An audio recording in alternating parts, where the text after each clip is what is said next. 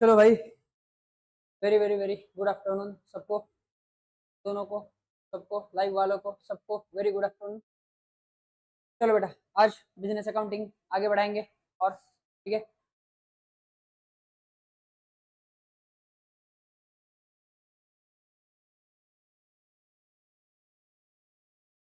Okay. तो कल तक हमने ये देख चुके हैं, नीड ऑफ बिजनेस अकाउंटिंग देखा, ठीक है। और हाँ, अकाउंटिंग इंफॉर्मेशन सिस्टम देखा हमने, ठीक है। इसे ये लिखा था कि हमने स्कोर कीपिंग अटेंशन डायरेक्टिंग वाला, ये लिखना बाकी है ना, ठीक है। चलो यहाँ से स्टार्ट करेंगे, ये लिखना स्टार्ट कर देंगे। लाइव वाले मेरे भाई, मैं अब कुछ बताऊंगा वो साथ साथ लिखते रहना, ठीक है। ये पढ़ा था हमने या फिर सिर्फ मैंने एक्सप्लेन किया था, पढ़ना भी बाकी है। ओके चलो। तो सर, स्कोर कीपिंग के बारे में कल मैंने बताया था। स्कोर कीपिंग मतलब क्या? बिजनेस का परफॉर्मेंस चेक करते रहना। जैसे हम मैच का, क्रिकेट मैच का स्कोर चेक करते रहते हैं बीच बीच में आके, इसी तरह बिजनेस का परफॉर्मेंस चेक करते रहना। कैसे चेक करेंगे? उसके अकाउंट से, ठीक है। तो ये accounts as a information system क्या काम करता है? स्कोर कीपिंग का काम करता है। तब लोगों को परफॉर्मेंस बताता है बिजनेस। देखो असला होता अपन,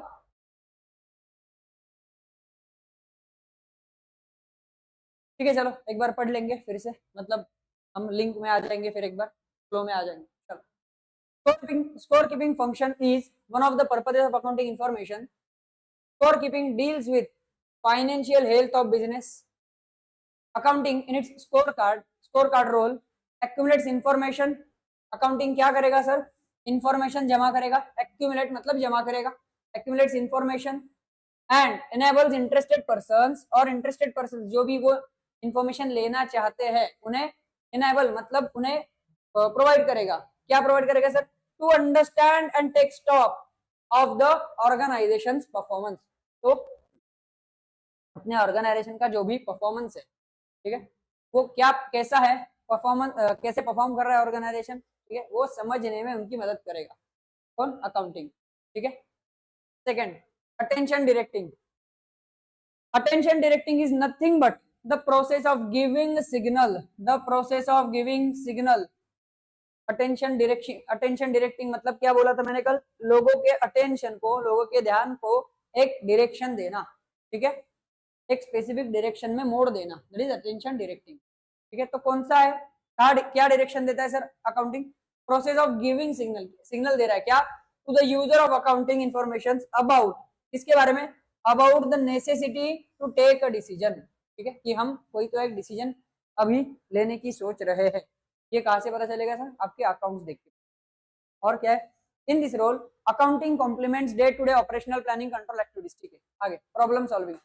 accounting data in its problem solving role enables quantification of different alternative courses solutions, their relative pros and cons, ठीक है। चलो, ये प्रॉब्लम सॉल्विंग का भी काम करता है।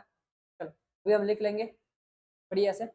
ऊपर नाम डालो, हेडिंग दो, लाइव वाले ऊपर हेडिंग देना, accounting as information system, accounting as information system, accounting as information system.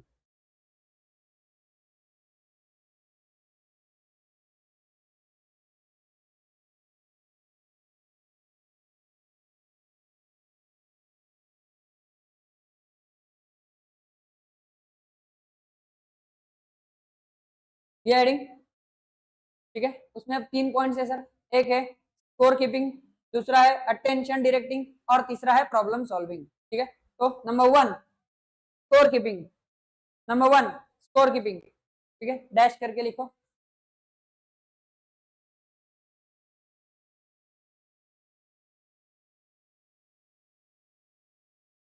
Accounting,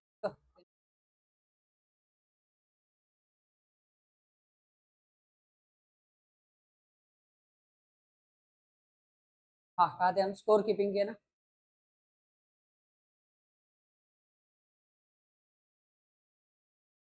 देखो अकाउंट्स, अकाउंटिंग लिखो, accounting, accounting collects, accounting collects data accounting collects data, accounting collects data and provides information to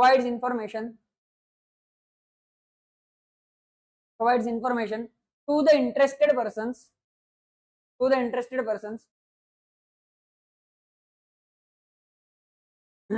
interested persons so that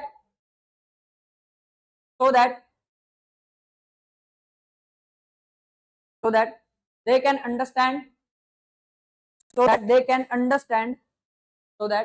understand the performance of a business.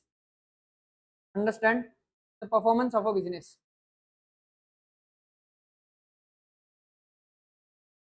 आगे लिखो, it deals, या ये वाला लिखना, it deals with the financial health of business.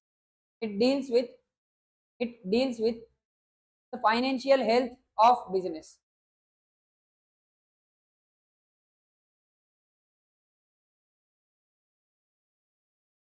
It deals with the financial health of business.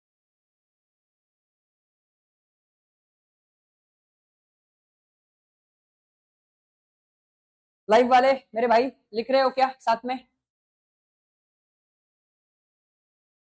चलो आगे, second point, attention directing. Attention directing,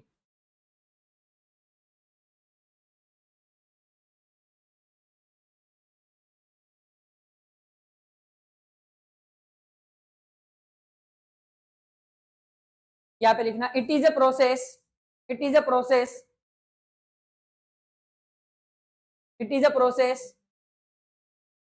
of giving signals. It is a process of giving signals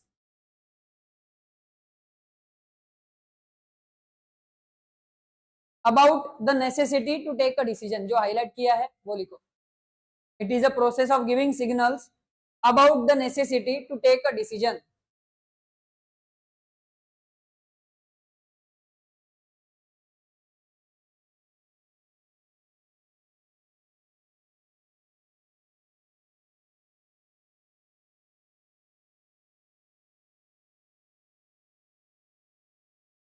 ठीक है. Number 3, problem solving. Number 3, problem solving. Problem solving.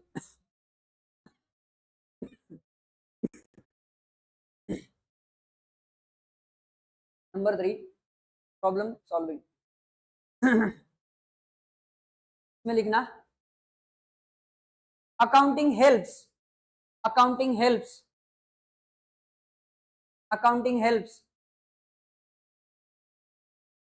solving the problems of business.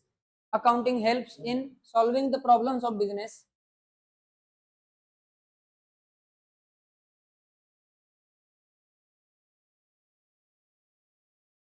by providing different alternative solutions. By providing different alternative solutions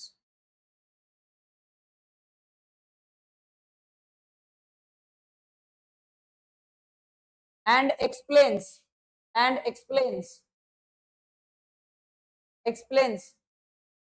their pros and cons. Pros and cons मतलब फायदे और तोटे. Pros and cons,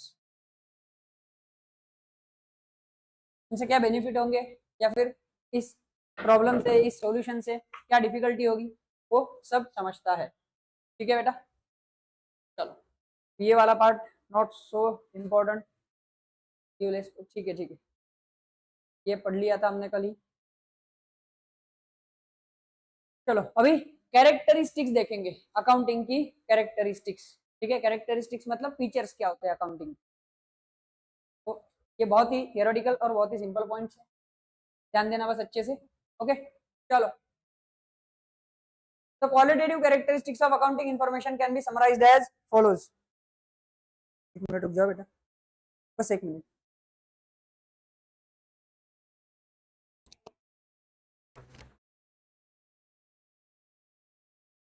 hello.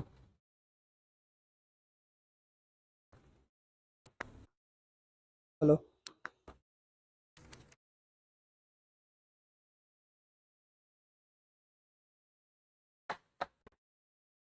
रुकना बस।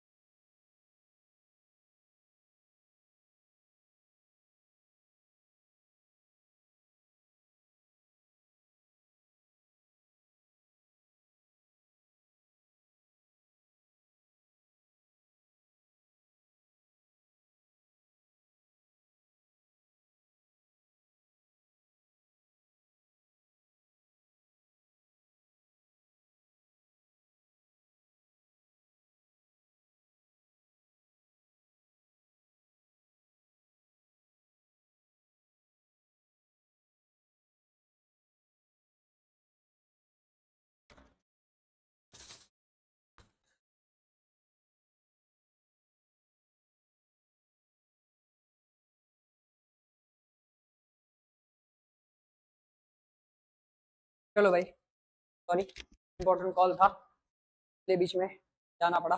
चलो फिर से continue करेंगे। तो qualitative characteristics of accounting are, चलो लोकेश भाई इधर जाना। क्या है characteristics? Number one sir, relevance. Number one, relevance. Relevance मतलब क्या सर?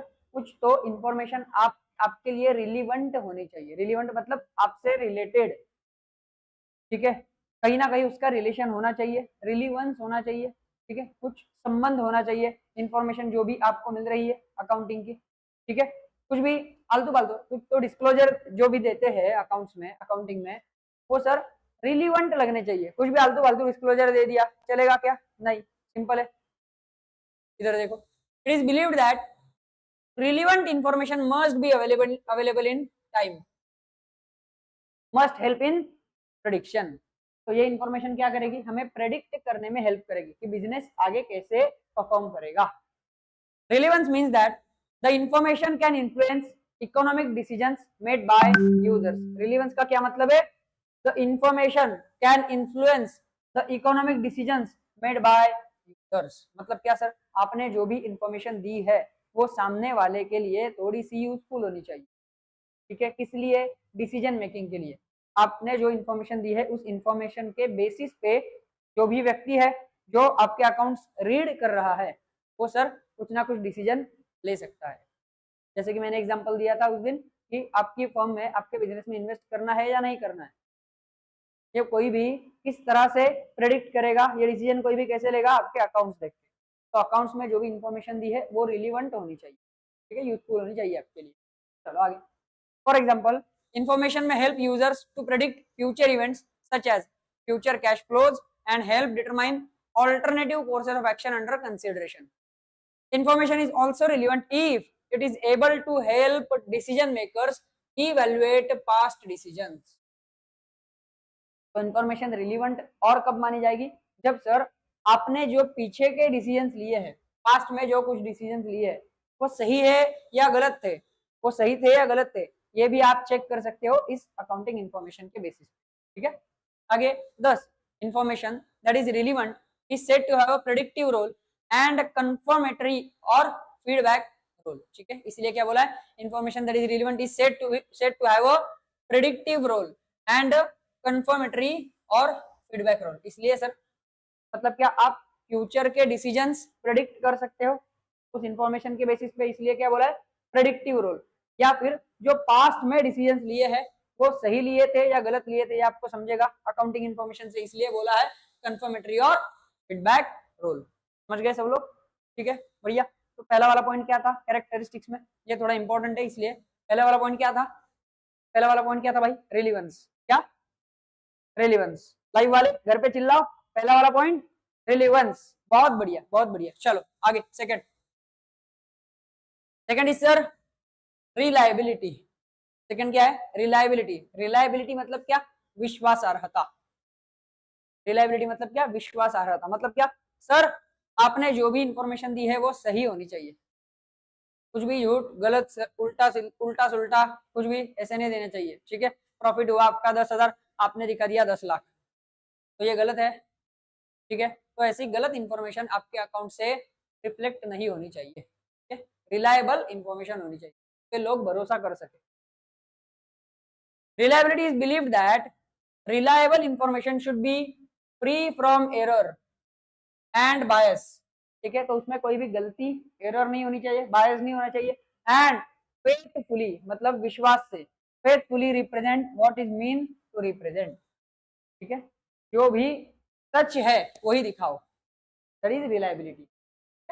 आगे, it means that the user is assured that the information presented represents faithfully without bias the transactions and events being reported। यही बात बोली है वहां पे, क्या? faithfully without bias, सामने वाले को ये बता रहे हो आप कि जो भी दिखाया है वो सच है, जो भी ट्रांजेक्शन दिखाए हुए हैं वो सच है। This is a major reason that accountants record assets at their original historical cost। तो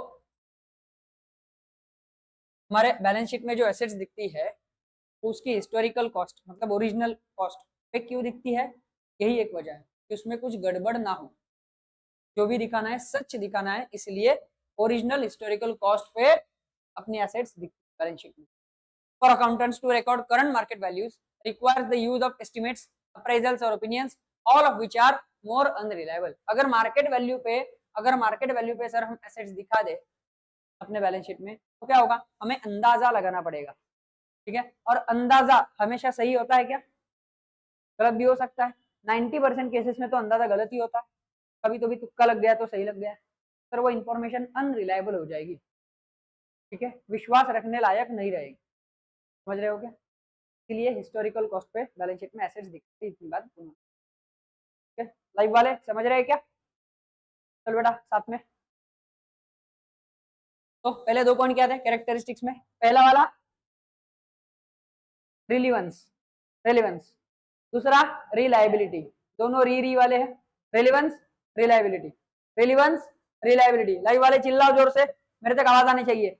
रिलेवेंस रिलायबिलिटी, पहला वाला रिलीवेंस, पहला वाला, सेकंड रिलायबिलिटी। बहुत बढ़िया। चलो नेक्स्ट, टाइमलीनेस। थर्ड क्या है? टाइमलीनेस। सर जो भी इंफॉर्मेशन आप प्रोवाइड कर रहे हो ना, ओके, यस सर, यस बेटा, अच्छा है, बहुत बढ़िया, ध्यान दो। जो भी इंफॉर्मेशन आप प्रोवाइड कर रहे हो ना वो सर रिलीवेंट तो होनी चाहिए, रिलायबल तो होनी चाहिए, और कैसे होनी चाहिए? टाइमली, मतलब टाइम से मिलनी चाहिए, हमें सही टाइम में मिलनी चाहिए, ठीक है। आपका ईयर खत्म हुआ, मान लो आपका अकाउंटिंग ईयर, फाइनेंशियल ईयर है अप्रैल 1 अप्रैल से लेकर 31 मार्च तक, ठीक है। तो 1 अप्रैल 2023 टू 31 मार्च 2024 ये ईयर खत्म हो गया, ठीक है। अब सर आगे आपके जो भी इंफॉर्मेशन है लोगों को वो मिलनी चाहिए कम से कम एक रीजनेबल पीरियड में, आगे के 3 महीने, 4 महीने, 5 महीने, 6 से ज्यादा नहीं, ठीक है। मैंने दिया सर 2027 में, चलेगा क्या? नहीं। तो टाइमलीनेस होना चाहिए इंफॉर्मेशन, ठीक है। For accounting information to be relevant, it must be timely. That is, it must be available to the decision makers before it loses its capacity to appropriately inform decision। तब क्या बोला है कि जब भी किसी व्यक्ति को तुम्हारे अकाउंट्स पढ़ के, तुम्हारी इंफॉर्मेशन पढ़ के कोई डिसीजन लेना है, वो डिसीजन लेने के पहले उसे इंफॉर्मेशन मिल जानी चाहिए, ठीक है। डिसीजन लेने का टाइम चला जाने के बाद इंफॉर्मेशन दोगे तो क्या फायदा है? समझ रहे हो? मरने वाले को मरने से पहले पानी दो, समझ रहे हो? मरने के बाद उस पर कितना भी पानी फेंको, कुछ फायदा नहीं है, समझ रहे हो? आगे, timeliness refers to the efficient use of resources and prompt delivery of services and products. और क्या होता है इसमें टाइमलीनेस में? एफिशिएंट यूज ऑफ रिसोर्सेस अच्छे खासे यूज कर लो, ठीक है, और and prompt delivery of services, और टाइमली डिलीवरी करो service, prompt delivery. It is a measure of how well a business is able to utilize its resources and manage its operations, ठीक है। इससे हमें समझेगा कि कोई भी बिजनेस जितना टाइमली आप इंफॉर्मेशन प्रोवाइड करते हो, उससे हमें समझेगा कि कोई भी बिजनेस कितनी अच्छी तरह से उनके रिसोर्सेस यूज कर रहा है। ठीक है बेटा, बहुत बढ़िया। तो नंबर 1 पहला वाला क्या था, relevance, second reliability, third timeliness. Live वाले घर पे बोलो, नंबर 1 रिलेवेंस, सेकेंड और थर्ड टाइमलीनेस। बहुत बढ़िया। नंबर 4 है सर अंडरस्टैंडेबिलिटी। सर आपकी जो अकाउंटिंग इंफॉर्मेशन है, आपका जो डेटा है वो सर टाइम से आ गया, हमारे लिए रिलीवेंट है, हम उस पर भरोसा करने के लायक भी है वो इंफॉर्मेशन, लेकिन सर हमें समझ ही नहीं आ रहा, हम इंटरप्रेट ही नहीं कर पा रहे। ठीक है, तो गड़बड़ हो जाएगी। इसलिए अंडरस्टैंडेबिलिटी मतलब क्या, समझ में आना चाहिए लोगों को, लोग इंटरप्रेट कर सके, इस तरह से आपका डेटा आपने अरेंज करना चाहिए। ठीक है, understandability means decision makers must interpret accounting information in the same sense as it is prepared and conveyed to them। ठीक है, तो जिस तरह से आप उन्हें देना चाहते हो या इंफॉर्मेशन भेजना चाहते हो, उसी तरह से उन्हें समझ में भी आनी चाहिए। The qualities that distinguish between good and bad communication in the message are fundamental to the understandability of a message। तो क्या है, क्या बोला है, कोई भी मैसेज गुड कम्युनिकेशन कब बोला जाएगा, जब वो क्लियरली लोग समझ पाएंगे। ठीक है, अगर मैं यहाँ पे खड़ा हूँ, तुमको कुछ सिखा रहा हूँ पर तुम्हें समझ नहीं आ रहा, ठीक है, तो ये कम्युनिकेशन गुड है क्या। ठीक है, जब समझेगा, क्लियरली समझेगा, तब अच्छे से कम्युनिकेशन हो रहा है। A message is said to be effectively communicated when it is interpreted by the receiver of the message in the same sense in which the sender has sent। ठीक है, यही बात बोली है कि कम्युनिकेशन गुड होगा जब तुमने जो बोला है वो सामने वाले को अच्छे से समझेगा। उसी तरह सर तुम्हारी अकाउंटिंग की इंफॉर्मेशन, तुम्हारी फाइनेंशियल इंफॉर्मेशन जब रीडर को अच्छी तरह समझेगी तब उसका कुछ फायदा है। ठीक है, understandability is the concept that financial information should be presented so that a reader can easily comprehend it।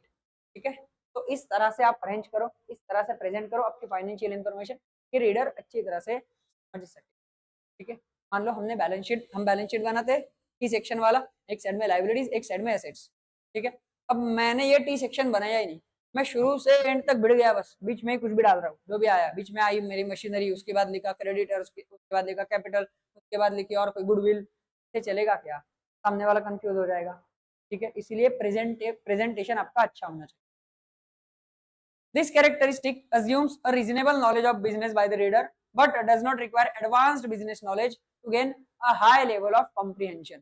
ठीक है, तो जितना आप, अगर मैंने जैसे बोला अभी सब कुछ मिक्स डाल दिया तो वो कौन रीड कर सकेगा, जो एक्सपर्ट है। ठीक है, और मैंने अच्छे से प्रेजेंट किया, सब बाइफरकेट करके एकदम बढ़िया से प्रेजेंट कर रहा हूँ, तो जिसको थोड़ा बहुत भी नॉलेज है ना बिजनेस का, वो भी सब कुछ समझ जाएगा।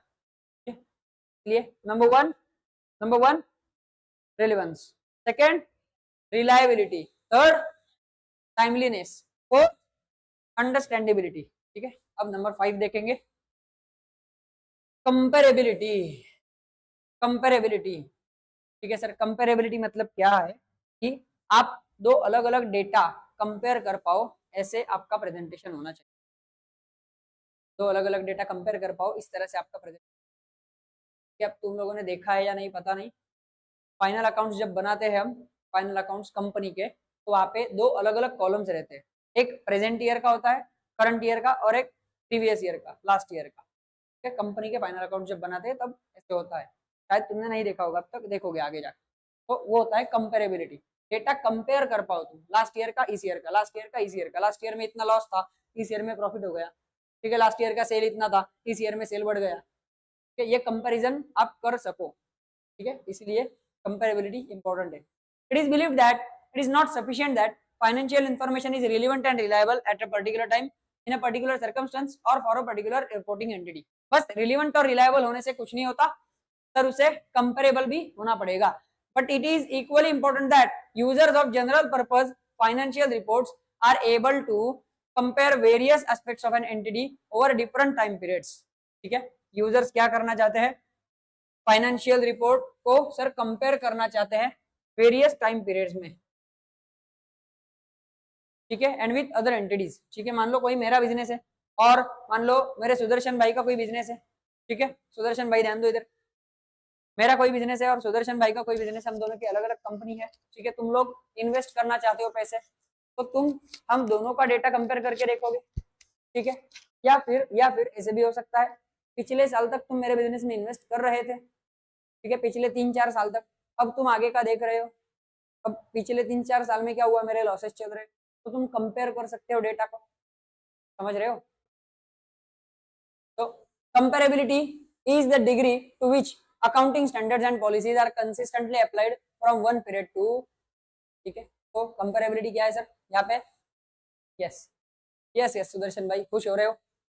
यस यस, करेंगे बिजनेस, अलग अलग नहीं, साथ में ही करेंगे। ठीक है, तो सर कंपेरेबिलिटी क्या है? कंपेरेबिलिटी ऐसा एक प्रिंसिपल है जहाँ पे आप अकाउंटिंग स्टैंडर्ड कंटिन्यूअसली अप्लाई कर सकते हैं। समझे? पांचों के पांच समझ में आए क्या? तो चलो सब लोग बताएंगे, मैं सिर्फ उंगली दिखाऊंगा, आप मुझे नंबर उस हिसाब से बताएंगे।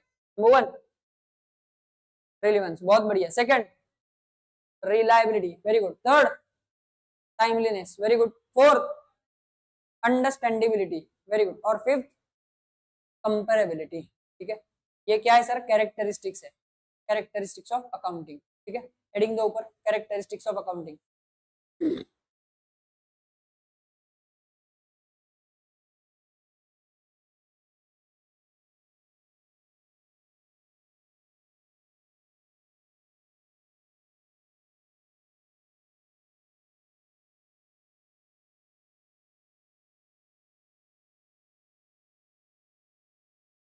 देखो, number 1 relevance, number 1 relevance.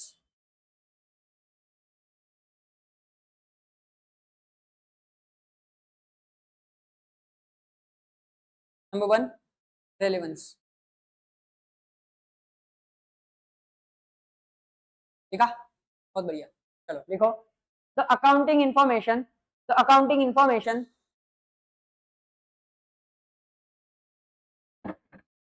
Live वाले मेरे भाई लिखना साथ में, accounting information must be relevant, must be relevant to the users, must be relevant to the users,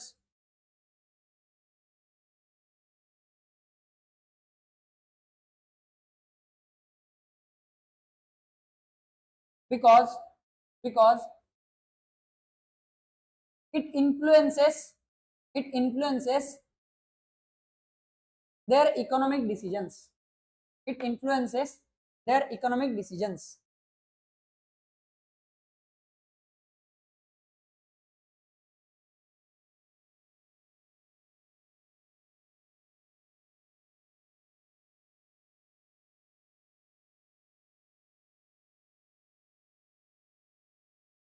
the relevant information, the relevant information, the relevant information helps, relevant information helps to predict future courses of action, helps to predict future courses of action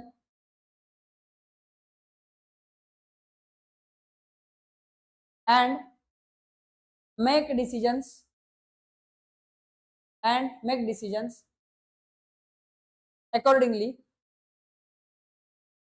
as well as make decisions accordingly, as well as evaluate past decisions, evaluate past decisions।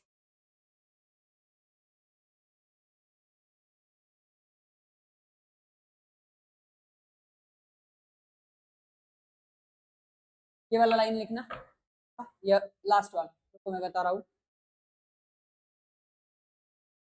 it has a predictive role and confirmatory role, it has a predictive role and confirmatory role,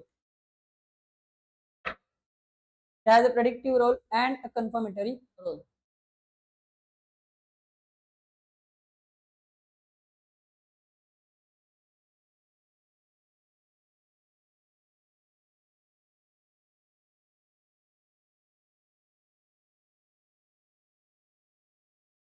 हो गया.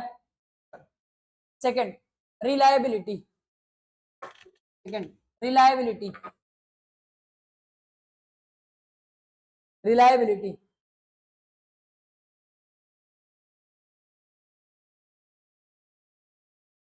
देखो accounting data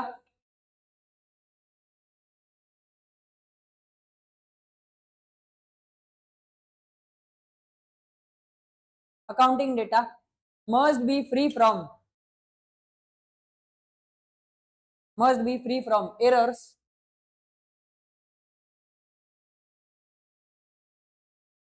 accounting data must be free from errors, and it should be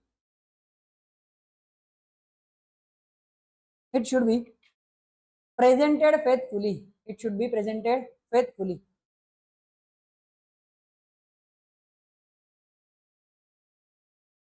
Should be presented faithfully.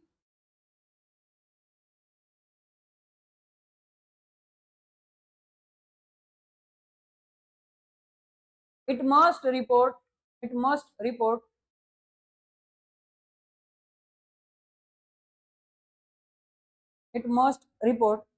all the transactions and events,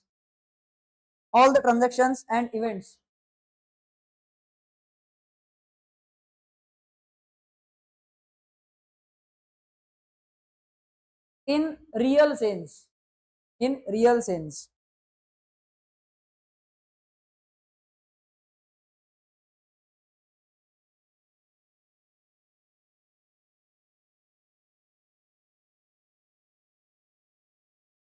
हो गया. आगे third is timeliness.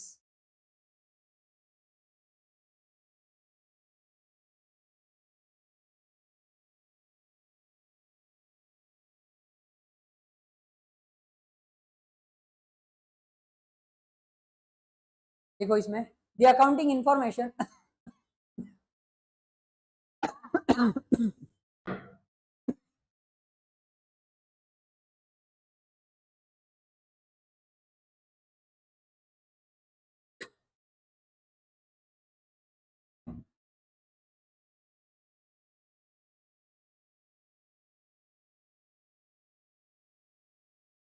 देखो the accounting information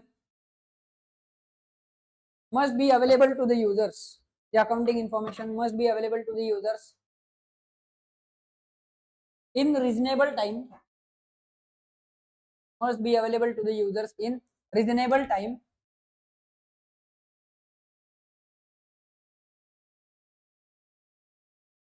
Accounting information must be available to the users in reasonable time so that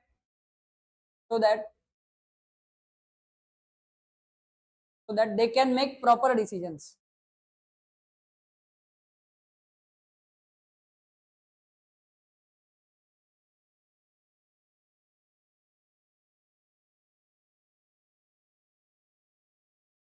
It also refers to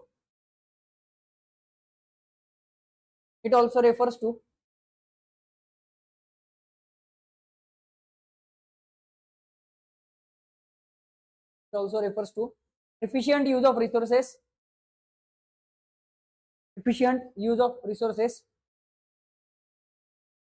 and prompt delivery of services.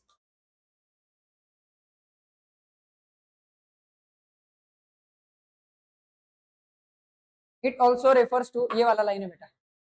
It also refers to efficient use of resources and prompt delivery of services.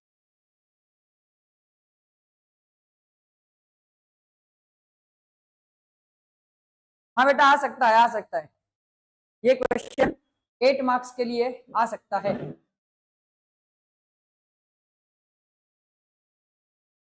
Characteristics of accounting वाला.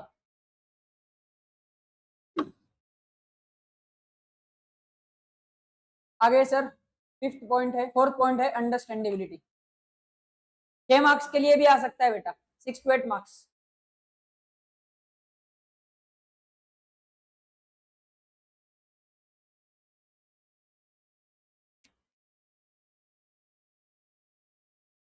Understandability test करके लिखो.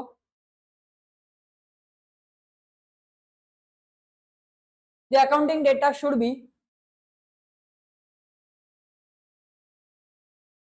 the accounting data should be presented in a way, the accounting data should be presented in a way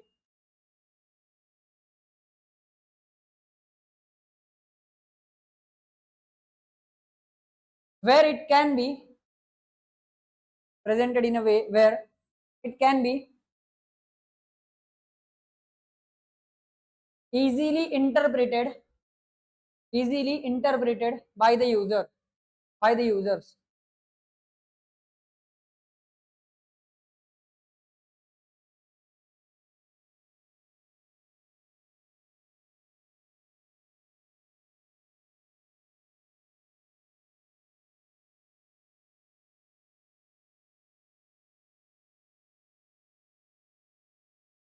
It must be it must be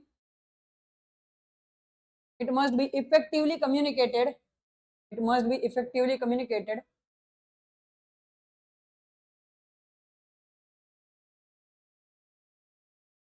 it must be effectively communicated and interpreted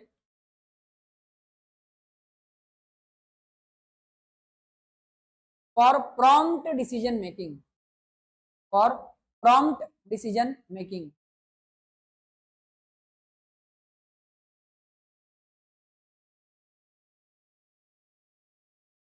for prompt decision making. Next is comparability. Number 5, comparability.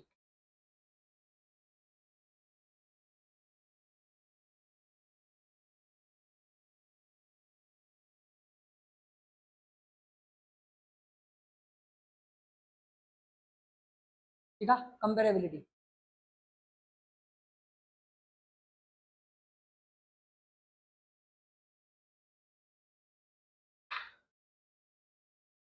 देखो, apart from being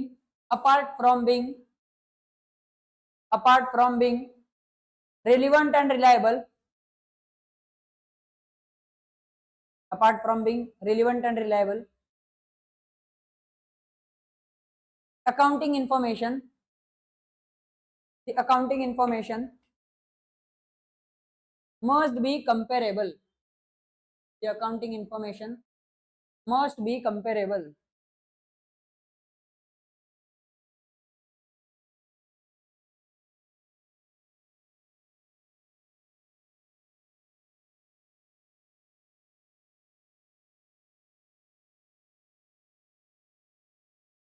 देखो, the financial data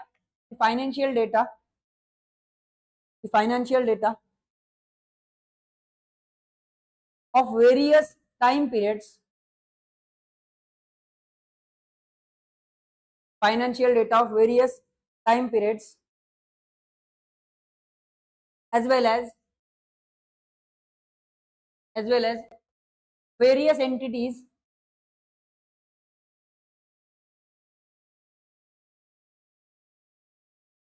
is often compared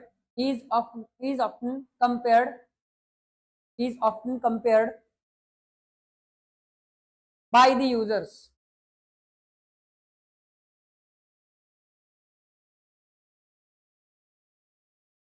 ठीक है, live वाले यहाँ तक साथ में है क्या सब लोग? ये 5 पॉइंट्स हो गए अपने लिख के. ये क्या पॉइंट्स है? फोन रख दो. ये क्या पॉइंट्स है? Characteristics of accounting. आगे अब देखेंगे sir book keeping and accounting. शुरुआत से हम यही देख रहे हैं. ठीक है, इसमें अब इन्होंने, मुझे नहीं पता ऐसे क्यों किया है, यहाँ पे फिर से अकाउंटिंग को और बुक कीपिंग को फिर से एक बार इन्होंने एक्सप्लेन करना स्टार्ट कर दिया अलग से. आई डोंट नो क्यों किया. शायद उनका ऐसा इंटरप्रिटेशन होगा, सर पहले जनरल अकाउंटिंग क्या है वो कंसेप्ट बता दे, फिर सर बुक कीपिंग और अकाउंटिंग दोनों स्टार्ट करेंगे, फिर उसमें बुक कीपिंग अलग से और अकाउंटिंग अलग से, ऐसे ये लोग सोच रहे होंगे. तो अभी तक हम अकाउंटिंग ही देख रहे थे, अब यहाँ से आगे फिर से book keeping and accounting start कर लिया. यहाँ पे बुक कीपिंग किया है और यहाँ पे फिर से अकाउंटिंग स्टार्ट कर दी, जो कि हम पहले ही देख चुके हैं. किया है तो देखेंगे. कुछ भी छोड़ेंगे नहीं अपन।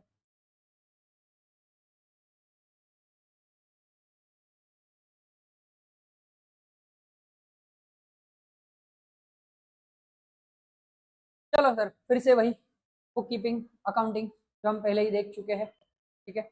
अब उस पर ज्यादा चर्चा करने में टाइम वेस्ट नहीं करते, ओके सीधा पढ़ेंगे। Book keeping concerns itself with recording of business transactions. Book keeping में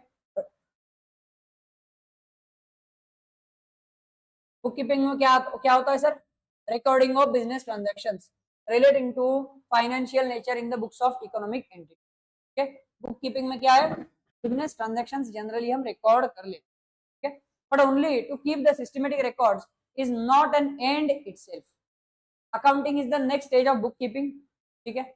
हमने पढ़ा था कि अकाउंटिंग ये नेक्स्ट स्टेज है बुक कीपिंग का, लिखा भी है हमने, ठीक है। तो अकाउंटिंग में क्या होता है? वो सब चीजें समराइज, इवेल्युएट, ये सारी चीजें उस डेटा की, चलो देखेंगे। Accounting begins where book keeping ends. तो अकाउंटिंग कहां से स्टार्ट होता है सर? जहां बुक कीपिंग खत्म होगा वहां पे अकाउंटिंग स्टार्ट होगा, ठीक है। To find out exact financial result of an economic unit, it is essential that all business transactions be recorded systematically, classified appropriately, and summarized scientifically. तो सर सिस्टमेटिकली रिकॉर्ड करो, appropriately classify करो और scientifically summarise करो, ये है accounting. ये है accounting. पहले आपने डेटा को रिकॉर्ड कर लिया प्राइमरी बेसिस पे, दैट इज बुक कीपिंग। फिर उस रिकॉर्ड किए हुए डेटा को एनालाइज करो, क्लासिफाई करो, समराइज करो, इवैल्यूएट करो, दैट इज अकाउंटिंग, ठीक है। It is very clear that book keeping and accounting helps in achieving this target. Book keeping is an introductory part of accounting. Book keeping क्या है sir? Introductory part है accounting का।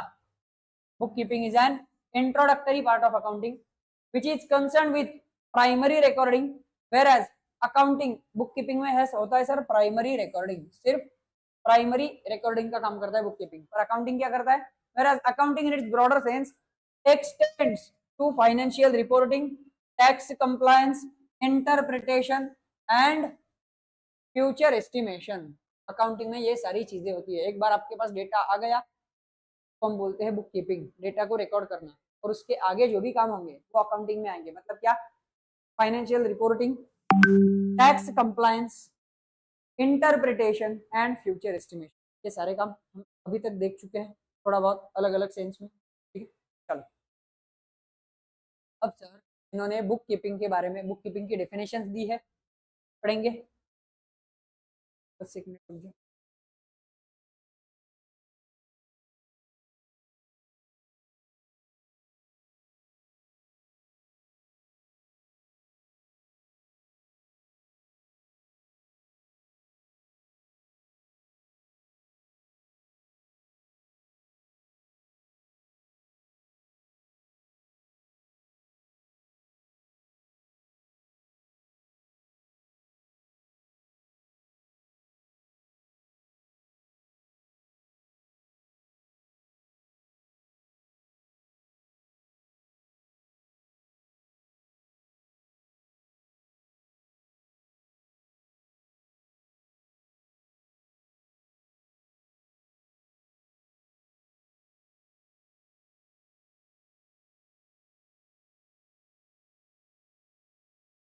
चलो sir अब book keeping के बारे में थोड़ा बहुत पढ़ेंगे।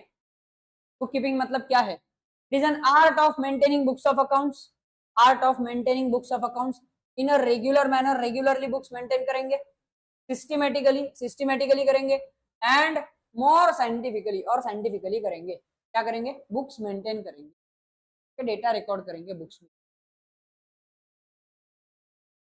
आर्ट तो बोला है, आर्ट कौन सा है? आर्ट ऑफ मेंटेनिंग बुक्स, कैसे?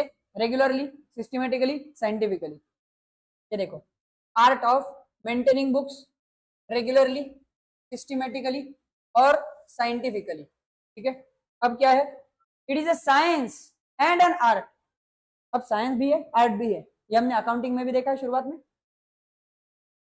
It is a science and N art of correctly recording various books of accounts, correctly recording various books of accounts, all those business transactions that result in transfer of money and money's worth, और सारे वो transactions जो money में खेलेंगे, जो money में पैसों में खेलेंगे, या इक्विवेलेंट टू मनी, मतलब money is worth. It is the body of knowledge pertaining to recording of business information accurately so that it may be communicated more effectively to the interested parties। ठीक है, ये हम देख चुके हैं कि interested parties को हमें इंफॉर्मेशन प्रोवाइड करनी होती है, इसलिए हम बुक कीपिंग करते हैं। Following are some of the well accepted definitions. ये डेफिनेशंस है बुक कीपिंग की। सर एक एक करके पढ़ेंगे, फिर मैं बताऊंगा कि कौन सी आपको रटनी है। चलो, नंबर 1, क्या नाम है भाई, बहुत बढ़िया, जे.आर. बाटली बोई। क्या नाम है? जे.आर. बाटली बोई, जे.आर. बाटली बोई। हाँ, बाटली का नाम सुन के कुछ हो गए ना, यहाँ पे दोनों है सर, बाटली भी है बोई भी है, बाटली वाला बोई। चलो, जे.आर. बाटली बोई। It's an art of recording business transactions in a set of books. वाह, बहुत बढ़िया, बहुत बढ़िया, अपने नाम की ही तरह एक बेहतर डेफिनेशन दे दिया भाई ने। सिंपल है, वही था, उसके हाथ में बाटली थी, ये देखो, ये बोई है, बोई, और इसके हाथ में बाटली है। ठीक है, तो बाटली बोई, बाटली वाला बोई, बाटली बोई, बाटली बोई ने डेफिनेशन दे दिया सर बुक कीपिंग का। क्या डेफिनेशन दिया है? Art of recording business transactions in a set of books. Simple. क्या बोलता है बाटली बोई? बाटली वाला है, ज्यादा बड़बड़ नहीं करता, टेंशन नहीं लेता, बस बोलता है कि सर ये एक आर्ट है, बुक कीपिंग क्या है? एक आर्ट है। आर्ट काय का आर्ट है सर? ट्रांजैक्शंस को सेट ऑफ बुक्स में रिकॉर्ड करने का आर्ट। समझे क्या? ट्रांजैक्शंस को सेट ऑफ बुक्स में रिकॉर्ड करने का art is book keeping. Is an art of recording business transactions in a set of books. बहुत बढ़िया। सेकंड है सर नॉरकॉट। वाह, बहुत बढ़िया, बहुत भयंकर नाम होते हैं यार, अपने जैसे नाम क्यों नहीं होते? बाबूराव गणपतराव आपटे, ऐसे कोई तो होना चाहिए ना। Bottle plus boy, yes yes Sudarshan भाई, bottle plus boy is equal to बाटली बॉय। बहुत बढ़िया, ऐसे भी कुछ नाम रखने चाहिए इन्होंने, शिंदे, पवार, है कि नहीं? ऐसे रखते ही नहीं है कुछ भी, कार्टर क्या, नॉरकॉट क्या, बाटली बॉय क्या, यार कोई नाम होते कैसे? चलो, नॉरकॉट। अब ये नॉरकॉट क्या बोलता है? नॉरकॉट, ये सुनने के बाद ऐसे लगता है कोई गला गला दबा रहा है मेरा, कोई गला घोट रहा है। नॉरकॉट, it is an art of recording in the books of accounts. ठीक है, ये भी वही बोल रहा है, सेम आर्ट है, इधर देख, ये भी वही बोल रहा है, ये आर्ट है, ये आर्ट है। ठीक है, काय का? रिकॉर्डिंग करने का, रिकॉर्डिंग करने का, किसमें? बुक्स में, बुक्स में। ठीक है, art of recording in the books of accounts. क्या रिकॉर्ड करेंगे भाई बुक्स में? ये बोला बिजनेस ट्रांजैक्शन। अब ये भी वही बोल रहा है, वही बोल रहा है, बस इसने हाथ में बाटली पकड़ी दी, इसने हाथ में बाटली पकड़ी दी, इसने कुछ अलग नशा किया। ये कौन? नॉरकॉट। नॉरकॉट ने कुछ और सस्ता नशा किया, और फिर सोचा कि भाई रुक रुक रुक, वो बाटली वाले ने कुछ अलग बोला है, बाटली वाले ने कुछ अलग बोला है, मैं थोड़ा सा इसमें अलग बोलता हूँ। ठीक है, तो भाई ने बम भोले कर दिया, बम भोले करने के बाद एकदम सस्ते नशे में कोई तो डेफिनेशन लिख दी। ठीक है, तो डेफिनेशन में क्या लिखा भाई ने? Art of recording in the books of accounts monetary aspects, monetary aspects of commercial और फाइनेंशियल ट्रांजैक्शंस। हाय हाय हाय हाय हाय, क्या डेफिनेशन बोला है sir? Commercial transaction, financial transaction, इसके जो भी मॉनेटरी एस्पेक्ट्स है, ये भाई ने एकदम सिंपल में बोला था कि सर बिजनेस के ट्रांजैक्शन को रिकॉर्ड करो किसी बुक में, दैट इज बुक कीपिंग। ये सस्ते नशे है। ये बोलता है कि सर सर इधर इधर इधर इधर, ए बाटली वाला इधर इधर, सुन सुन सुन, मैं तेरे से अलग लिखेगा। तो मैं क्या लिखेगा? मैं लिखेगा आर्ट है। ये तो मैंने भी लिखा है, रुक, आर्ट है बुक्स में रिकॉर्ड करने का। हाँ, तो ये मैंने भी लिखा है, रुक, बुक में क्या रिकॉर्ड करेगा? Monetary transaction. Hi hi hi hi, monetary aspects, monetary aspects, किसके मॉनेटरी एस्पेक्ट? सो कमर्शियल और फाइनेंशियल ट्रांजैक्शन के मॉनेटरी एस्पेक्ट्स। किसके मॉनेटरी एस्पेक्ट्स? कमर्शियल और फाइनेंशियल ट्रांजैक्शन के monetary aspects. Sir commercial transaction, financial transaction और monetary aspects तीनों one and the same, तीनों एक ही होते हैं। पर भाई ने थोड़ा सा शब्दों से खिलवाड़ किया करके और अपने दिमाग का तान बढ़ा दिया। ठीक है, चलो आगे, number 3, R N Carter, R N Carter, ये कार्टा क्या बोलता है देखो चलो, ये थोड़ा एक पाउल पुढे जी 24 तास रहा, एक पाउल पुढे, ठीक है।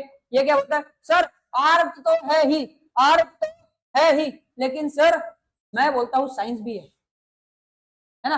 ये लोग क्या बोले, ये दोनों क्या बोले, एक बाटली वाला था, एक सस्ते नशे वाला था, बाटली वाला और सस्ते नशे वाला बोला सर आर्ट ही है, ठीक है। मैं जी 24 तास का नशा करके आया हूँ सर, मैं बोलेगा कि आर्ट तो है पर साइंस भी है।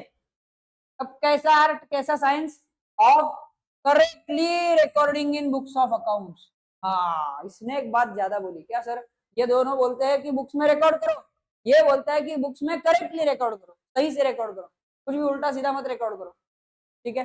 और क्या है, all those business transactions in money और मनीज वर्थ, इन मनी और मनीज वर्थ, वो सारे बिजनेस ट्रांजेक्शंस, वो सारे के सारे बिजनेस ट्रांजेक्शंस जो आप मनी में कर रहे हैं, यहाँ पे मनी इन्वॉल्व है, समझ गए क्या मेरे भाई लोग सब लोग। तो ये वाला जो डेफिनेशन है ना,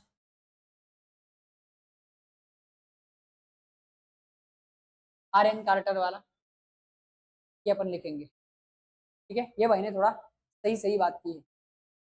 भाई क्या बोलते हैं, भाई बोलते हैं आर्ट भी है साइंस भी है, आर्ट भी है साइंस भी है, काय का है आर्ट और साइंस, काय का है सर बुक्स में रिकॉर्ड करने का, पर कैसे रिकॉर्ड करेंगे, एकदम करेक्टली रिकॉर्ड करेंगे, एकदम करेक्टली रिकॉर्ड करेंगे। और क्या रिकॉर्ड करेंगे सर, क्या रिकॉर्ड करेंगे, बिजनेस ट्रांजैक्शंस जो मनी से रिलेटेड है, बिजनेस ट्रांजैक्शंस जो मनी से रिलेटेड है, जो पैसों से रिलेटेड है, वो वाले बिजनेस ट्रांजैक्शन हम रिकॉर्ड करेंगे किसी सेट ऑफ बुक्स में, उसको करेक्टली रिकॉर्ड करेंगे। ये रिकॉर्ड करने का जो आर्ट और साइंस है ना, उसको हम बुक कीपिंग बोलते हैं।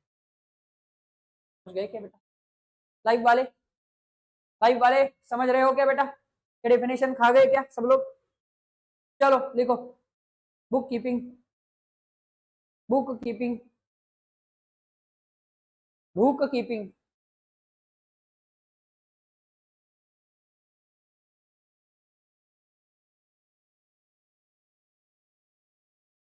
बुक कीपिंग लिखो। बुक कीपिंग में थोड़ा सा उसका इंट्रोडक्शन लिखेंगे 2 लाइंस का, लिखो। It is an art, art art A R T art, it is an art of maintaining books of accounts, of maintaining books of accounts, maintaining books of accounts regularly, systematically and scientifically, regularly highlight किया ऊपर देखो, regularly, systematically and scientifically,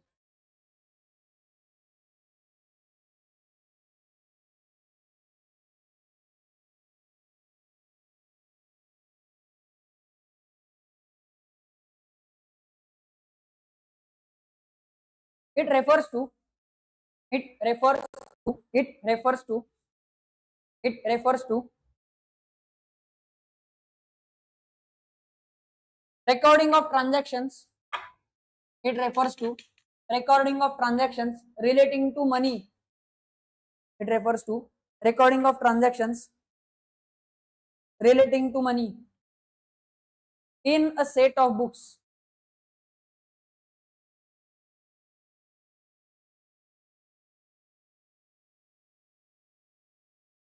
in a set of books.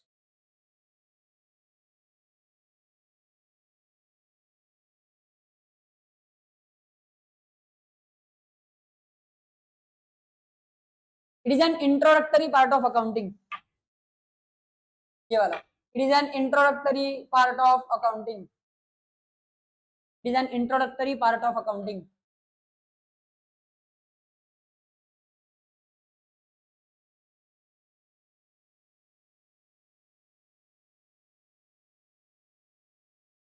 और लिखो, book keeping is, book keeping is same signature as continue, book keeping is the previous stage of accounting, book keeping is the previous stage of accounting,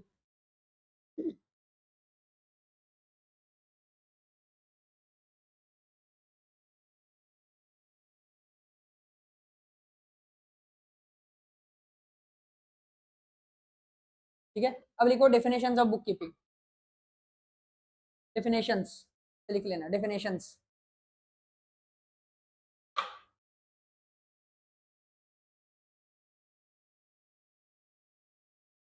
definitions, ठीक है। तो पहला वाला बाटली वही, बाटली वाले का, और तीसरा वाला कार्टर का, ये दो डेफिनेशन लिख लो। जे आर बाटली वही और आर एन कार्टर, ये सस्ते नशे वाला डेफिनेशन नहीं लेंगे अपन, नार्कोटिक्स का, नाम में ही नार्कोटिक्स है उसके, है ना भाई, नाम में ही नार्कोज है भाई के, नॉर्कोट, सस्ते नशे के डेफिनेशन नहीं लेते अपन।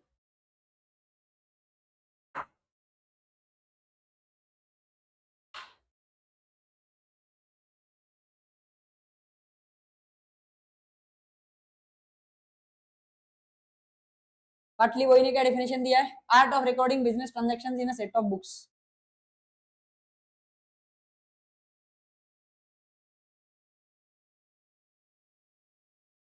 ठीक है। और सर ये आर एन कार्टर क्या बोलता है, जी 24 तास रहा एक पाउल पुढे, क्या बोलता है sir, science and art of correctly recording in books of accounts all those business transactions in, नहीं सेकंड वाली ना कोई, नॉर्कोट वाली नहीं गई, बस ये जिसको स्टार किया है वो नंबर 1 और नंबर 3, ये दोनों डेफिनेशन लिख लो। आज कौन कौन ऑनलाइन है, सुजल भाई तुम भी ऑनलाइन हो क्या आज?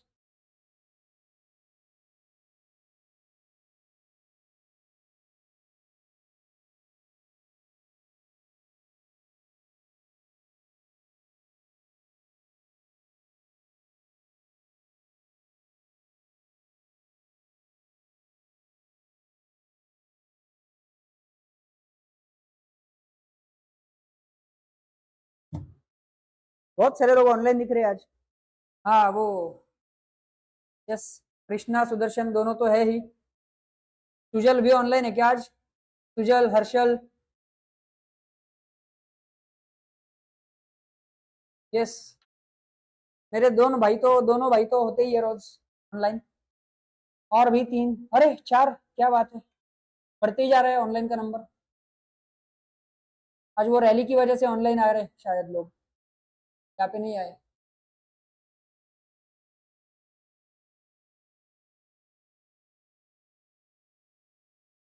2 मिनट रुक जाओ, चार्जर कहाँ पे गया?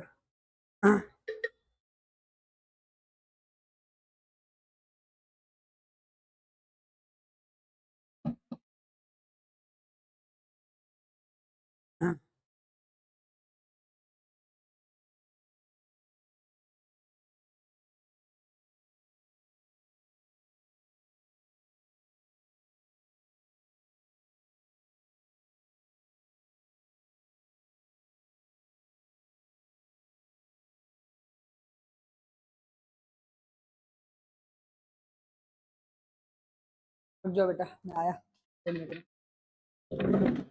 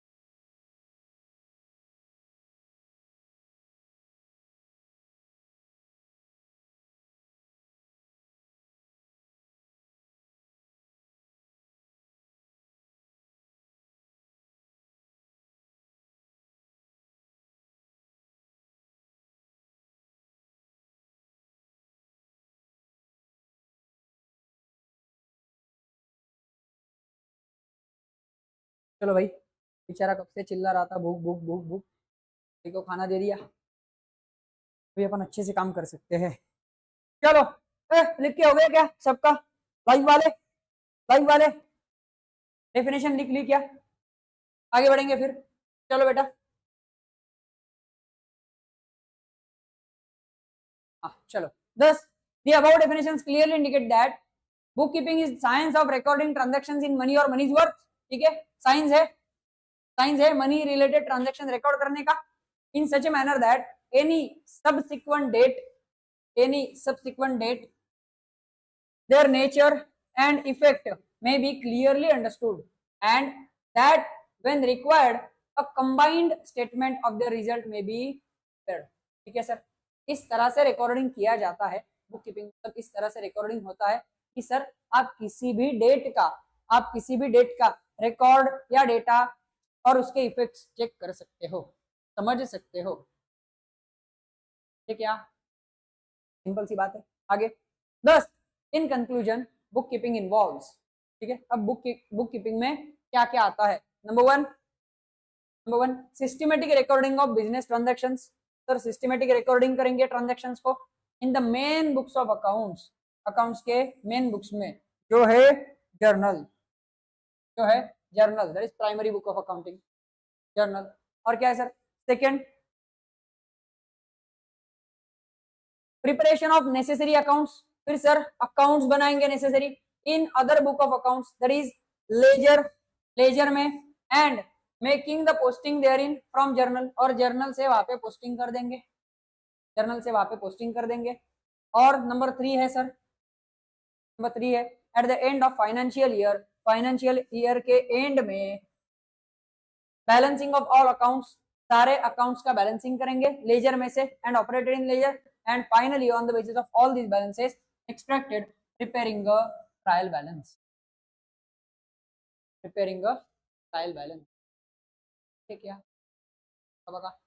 क्या बोला है? फिर book keeping involves, book keeping में क्या क्या आएगा सर?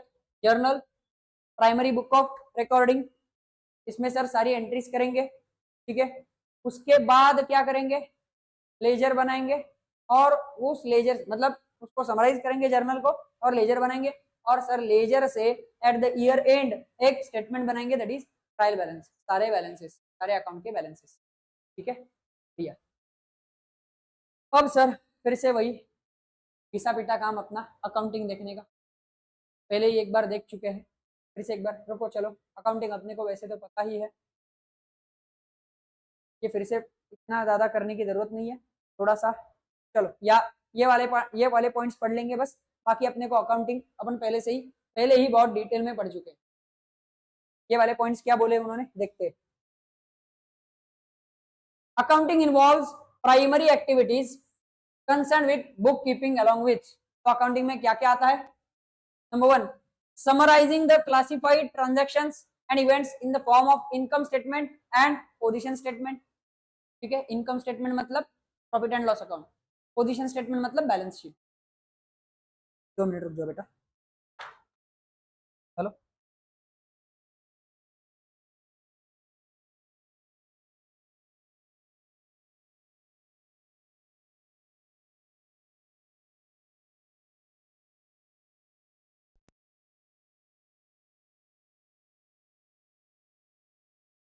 चलो, तो सर समराइजिंग होता है इसमें, और समराइज होने के बाद क्या होता है? इन द फॉर्म ऑफ, कौन से फॉर्म में? इनकम स्टेटमेंट मतलब P&L अकाउंट सुना हुआ है, पोजीशन स्टेटमेंट मतलब बैलेंस शीट सुना हुआ है। Next sir analysing summarised financial results. ठीक है, पहले समराइज होगी, सारी इंफॉर्मेशन समराइज होगी, के बाद जो इंफॉर्मेशन समराइज की इन the form of income statement and position statement, वो सर एनालाइज होगी। के बाद एनालाइज करने के बाद तुम्हें समझेगा, पहले पढ़ोगे, पढ़ने के बाद समझेगा ना, तो एनालाइज करने के बाद इंटरप्रेट करेंगे, इंटरप्रेट मतलब समझना, interpreting the analysed summary results. ठीक है, ये समरी जो भी है उसको इंटरप्रेट करेंगे, और सर उसके बाद लोगों को चिल्ला के स्कीम सबको बता देंगे, मतलब क्या? कम्युनिकेट करेंगे अकाउंटिंग इंफॉर्मेशन लोगों तक, जो भी उसके यूजर्स है, जो भी पोटेंशियल रीडर्स है, उनके पास इंफॉर्मेशन प्रोवाइड करेंगे उन्हें। ठीक है, सो communicating the interpreted results to the interested parties, to the interested parties। ठीक है, समझे क्या यहाँ तक सब लोग? ये 4 स्टेप्स आते हैं अकाउंटिंग में। तो आगे नीचे बस लिख लेना इतना ही। Accounting involves, accounting involves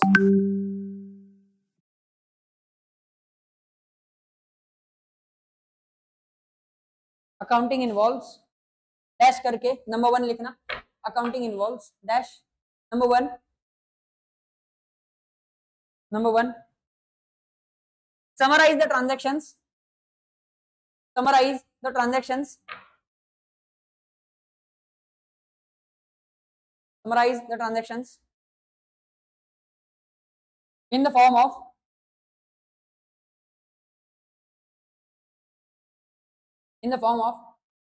income statement, income statement, और इनकम स्टेटमेंट के आगे ब्रैकेट में लिख लो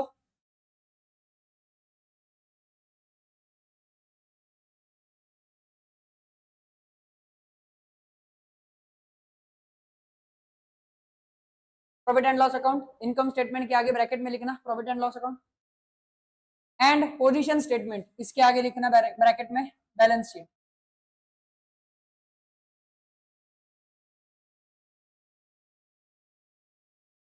बैलेंस शीट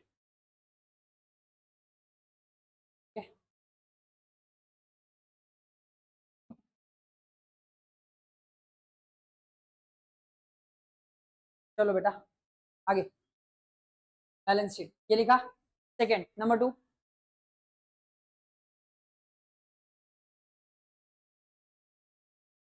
सेकंड लिखो एनालाइजिंग, एनालाइजिंग ठीक भाई लिख, analysing such summarized information, analyzing such summarized information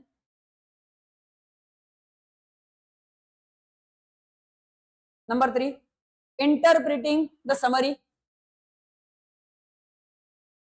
interpreting the summary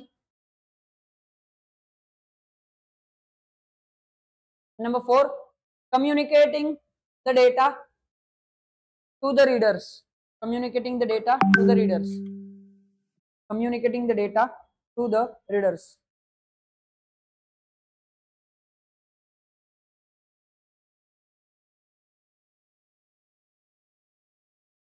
समझेगा बेटा यहाँ तक?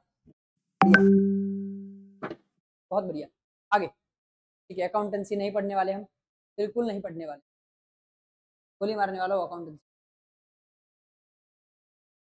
लाइव वाले भाई समझ रहे हो क्या?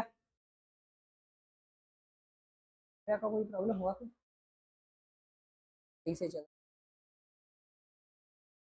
आवाज आ रही है कि मेरी जा रही है? चलो चलो तो सर यहाँ पे उन्होंने बोला है distinction between book keeping and accounting. Sir book keeping में और अकाउंटिंग में क्या क्या डिस्टिंक्शन है, क्या क्या डिफरेंसेस है देख लेंगे। चलो नंबर 1 सबसे पहला है सर स्कोप, सबसे पहला है स्कोप। इधर जान दो book keeping, book keeping involves क्या क्या आता है बुक कीपिंग में? सबसे पहले आइडेंटिफाई करो, यार मैं भूल जाता हूँ हमेशा क्या ले रखा है मैंने। सबसे पहले आइडेंटिफाई करो ट्रांजैक्शन को, ठीक है, ट्रांजैक्शन जो हुआ उसे आइडेंटिफाई किया। उसके बाद sir measuring the identified transactions, के बाद उसे वैल्यू का वैल्यू जानो मतलब मेजर करो। उसके बाद रिकॉर्ड करो, recording, recording then classify, classifying the recorded transactions and events in the books of account. क्या आता है बुक कीपिंग में? क्या आता है बुक कीपिंग में? सबसे पहले ये तो जानो कि कोई ट्रांजैक्शन हुआ है, मतलब ट्रांजैक्शन को आइडेंटिफाई किया, उसके बाद मेजर किया, ट्रांजैक्शन हुआ है तो उसकी वैल्यू कितनी है, अगर है तो मनी में है क्या, मनी से रिलेटेड है क्या, अगर मनी से रिलेटेड है तो उसकी वैल्यू क्या है, तो मेजर करो। उसके बाद ये सर मनी से रिलेटेड है और उसकी वैल्यू भी हमें पता चल गई, मान लो 10,000, ठीक है, तो अब उसे रिकॉर्ड करो और रिकॉर्ड करने के बाद सर क्लासिफाई करो, ठीक है। तो बुक कीपिंग में 4 स्टेप्स आते हैं। अकाउंटिंग में क्या है? Accounting in addition to book keeping involves क्या है? Summarising the classified transactions, analysing the summarised results, interpreting the analyzed results and communicating the interpreted information to the interested parties in the society. अब भी ये 4 point लिखे हमने accounting में, अब भी 50 साल पहले अभी लिखे, है ना। चलो ओके, स्कोप हो गया, क्या बोल रहे हैं मेरे भाई? यस समझ, ओके बहुत बढ़िया। चलो सेकंड स्टेज, स्टेज अब देखने की जरूरत ही नहीं है। इधर मुझे बताओ पहले क्या होता है, बुक कीपिंग की अकाउंटिंग? पहले बुक कीपिंग होगा ना, पहले एनालाइज करेंगे, रिकॉर्ड करेंगे, मेजर करेंगे, ठीक है, उसके बाद सर अकाउंटिंग होगा, उसके बाद अकाउंटिंग होगा, मतलब उसे इंटरप्रेट करना, लोगों तक पहुंचाना, ये बात की बात, ठीक है। सो हमने लिखा था book keeping is the previous stage of accounting and accounting is the next stage of book keeping. Simple है। चलो इधर जाना, book keeping is primary stage, first stage of accountancy. लिखा है ना हमने, book keeping is the previous stage of accounting, ये है वो। Book keeping is primary stage और accounting is secondary stage. Accounting क्या है सर? सेकेंडरी स्टेज है। It starts when book keeping ends, it is the next stage of book keeping. जब book keeping खत्म हो जाएगा वहां से सर अकाउंटिंग स्टार्ट होता है। आगे ऑब्जेक्टिव क्या है दोनों का? बुक कीपिंग का क्या है? The main objective of book keeping is to maintain systematic records of financial transactions. Financial transaction का एक सिस्टमेटिक रिकॉर्ड होना चाहिए, ये मेन ऑब्जेक्टिव है, मेन पर्पस है सर बुक कीपिंग का। Which helps the businessman to know the financial results of business. ठीक है, बिजनेस के फाइनेंशियल रिजल्ट्स जो भी आएंगे वो जानने के लिए हमारे पास अच्छा खासा एक रिकॉर्ड होना चाहिए सिस्टमेटिक, ठीक है, ये है बुक कीपिंग में। और अकाउंटिंग का ऑब्जेक्टिव क्या है? The main objective of accounting is to ascertain net results of operations and financial position and to communicate information to the interested parties in the society। Sir सबसे पहले क्या बोला? ascertain net results of operation, मतलब sir accounting में याद करो, हम profit and loss account बनाते हैं। कुछ देर पहले मैंने इनकम स्टेटमेंट के इधर ब्रैकेट में लिख के दिया प्रॉफिट एंड लॉस अकाउंट, उसके बाद पोजीशन स्टेटमेंट के इधर ब्रैकेट में लिख के दिया बैलेंस शीट, ठीक है। तो ये वही बात कर रहे हैं, उसी की बात कर रहे हैं। क्या ascertain net results of operations मतलब क्या सर? आपका इस साल में प्रॉफिट हुआ या लॉस हुआ ये ढूंढना, that is ascertaining net results of operations। के बाद फाइनेंशियल पोजीशन मतलब ही तुम्हारे एसेट लायबिलिटीज, तुम्हारा balance sheet, and to communicate information to the interested parties, और ये सब समझने के बाद, जानने के बाद ये लोगों तक पहुंचाना ये इन्फॉर्मेशन, ठीक है। तो बुक कीपिंग का मेन ऑब्जेक्टिव क्या है? Book keeping to record transactions, और इसका क्या है sir? ascertain the net results, ठीक है। उसके बाद फाइनेंशियल पोजीशन और सर कम्युनिकेट इन्फॉर्मेशन, समझे सब लोग? चलो इधर परफॉर्मर्स, यहाँ पे परफॉर्मर्स कौन है? Book keeping work is performed by junior staff, ठीक है। सर बुक कीपिंग करने के लिए स्पेशली आपके पास अकाउंटेंट ही लगेगा, ऐसे कुछ नहीं, जूनियर स्टाफ वगैरह छोटे छोटे लोग आपका बुक कीपिंग कर सकते हैं। और उसमें भी बोला है now computer can also do this work. Simple है, अब तो सॉफ्टवेयर जैसे ERP, ठीक है, तो सॉफ्टवेयर ने कट बटन दबाओ, डेटा बस इनपुट देते जाओ, समझ रहे हो, वो बुक कीपिंग हो जाता है।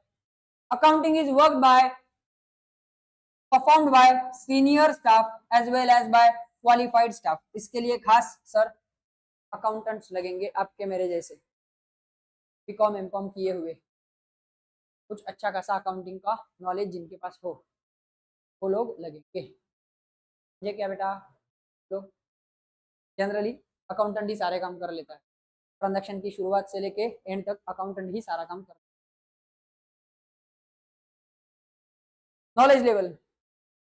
knowledge level, bookkeeper is not required to have higher level of knowledge than that of accountant, ठीक है। तो बुक कीपर जो है वो सिर्फ ट्रांजैक्शन रिकॉर्ड कर रहा है, तुम्हारे बुक्स मेंटेन करने का काम कर रहा है, उसके पास जो भी ट्रांजैक्शन आ रहे हैं वो देख रहा है। क्या आज आज मेरे बॉस ने 50,000 रुपए उड़ा दिए, ठीक है, आज मेरे बॉस ने 50 लाख का इनकम कमाया, उसमें से 30 लाख अपने कुत्ते को खिला दिए, ठीक है। ये सारा जो काम है वो सिंपल सा बुक कीपर का है। इसलिए बुक कीपर को not required to have higher level of knowledge. ठीक है, बहुत बड़ा नॉलेज होने की जरूरत नहीं है, लेकिन अकाउंटेंट को अच्छा खासा नॉलेज जरूरी है। The accountant is required to have higher level of knowledge than that of book keeper. समझे? आगे सर, एनालिटिकल स्किल, सिंपल सी बात है। एनालिटिकल स्किल, अब ज्यादा नॉलेज किसके पास होना चाहिए? अकाउंटेंट के पास। तो एनालिटिकल स्किल भी किसके पास होना जरूरी है? अकाउंटेंट के। बुक कीपर के पास हो या ना हो कोई फर्क नहीं पड़ता। तो book keeper may or may not possess any analytical skill। ठीक है, book keeper may or may not possess any analytical skill। Accountant is required to possess analytical skill। Accountant के पास सर होना चाहिए, अकाउंटेंट के पास होना। आगे, नेचर ऑफ जॉब, किस तरह का वर्क, किस तरह का काम होगा बुक कीपिंग का, बुक कीपर का। Job of a book keeper is often routine and clerical in nature. वही काम करना है उसको, ट्रांजैक्शन हुआ रिकॉर्ड कर, ट्रांजैक्शन हुआ रिकॉर्ड कर, ट्रांजैक्शन हुआ रिकॉर्ड कर, रिपीटेटिव नेचर। ठीक है, अकाउंटेंट का जॉब थोड़ा सा अलग है।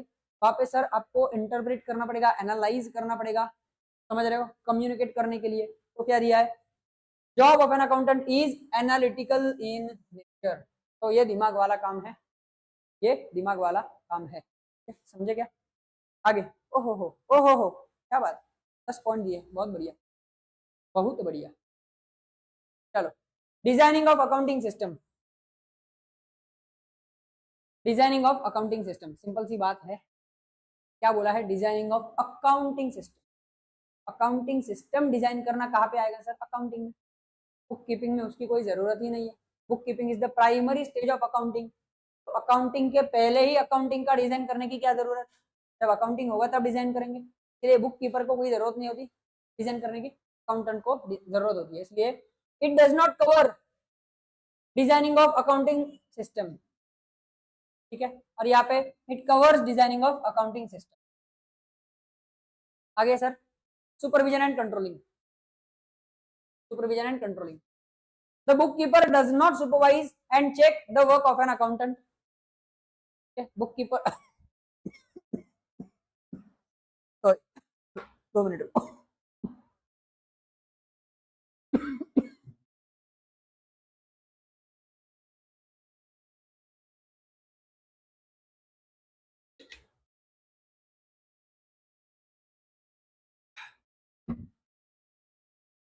की वजह से आज मैंने फाउंडेशन की बैच को छुट्टी दी थी।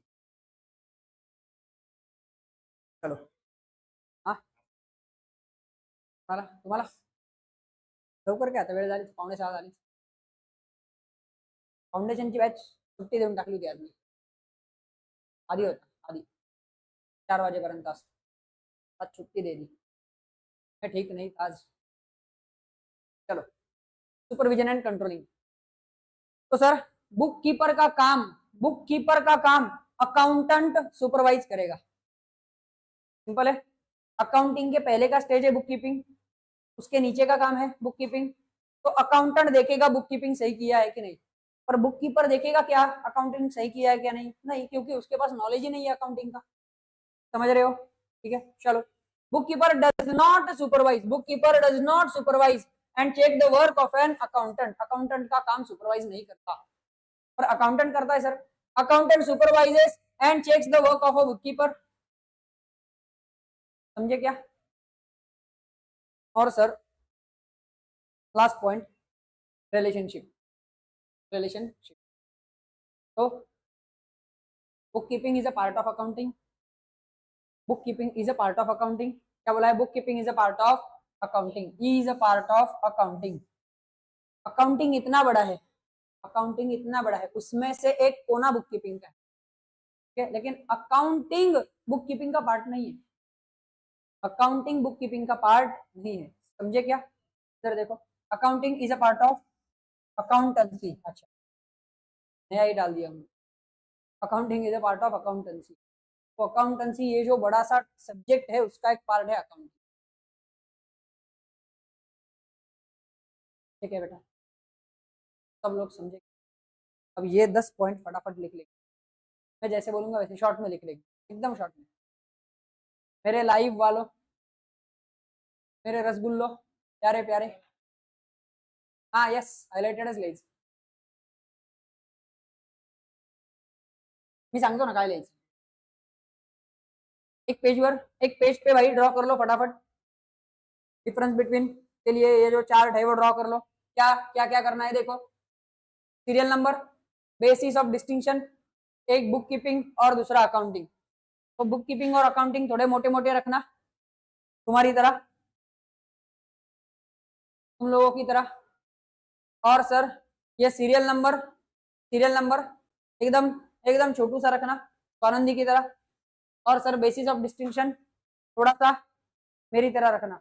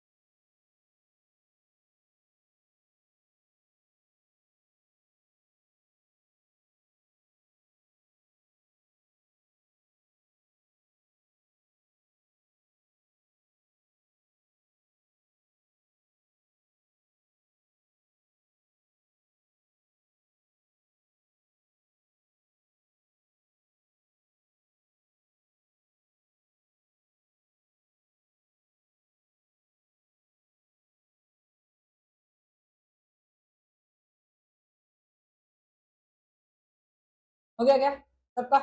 चलो सीरियल नंबर वन क्या है सर? स्कोप. स्कोप लिखा, स्कोप लिखो. चलो बुक कीपिंग में बस 4 पॉइंट्स लिखेंगे. 4 पॉइंट्स कैसे लिखेंगे? स्कोप मतलब क्या लिखेंगे? Number one identifying, second measuring, fourth recording, fifth third recording, fourth classifying transactions. नहीं लिखने का या फिर कॉमा करके भी लिखे तो भी चलेगा. कैसे कैसे? बुक कीपिंग इन्वॉल्व्स आइडेंटिफाइंग,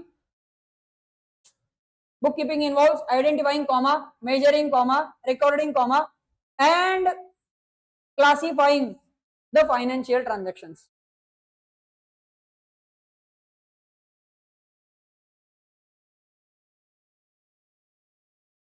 चलो लिखे भाई. ट्रांजैक्शंस लिखा आगे. फाइनेंशियल ट्रांजैक्शंस,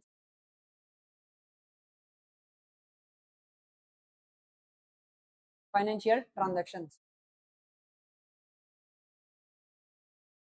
अब अकाउंटिंग में क्या आएगा? यस अकाउंटिंग इन्वॉल्व्स, अकाउंटिंग जिसको हाईलाइट कर रहा हूं वही लिखना. Accounting involves summarising, summarising comma, analysing comma, interpreting and communicating the information to the interested parties. Information कौन सी? तो अकाउंटिंग इंफॉर्मेशन लिख लेना बात. फाइनेंशियल इंफॉर्मेशन लिख लेना. फाइनेंशियल इंफॉर्मेशन, इंफॉर्मेशन कौन सी होगी सर?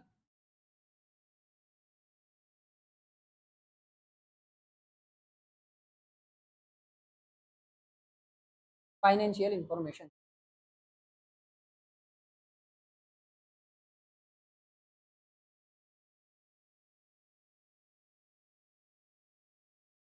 लाइव वाले मेरे साथ साथ लिखना. जो मेरी रात है.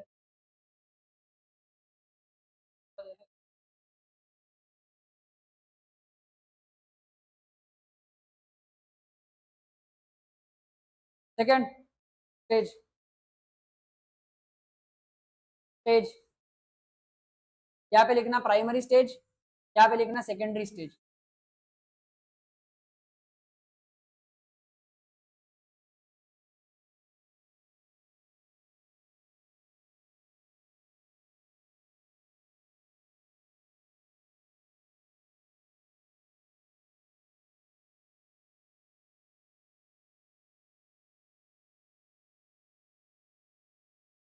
थर्ड ऑब्जेक्टिव,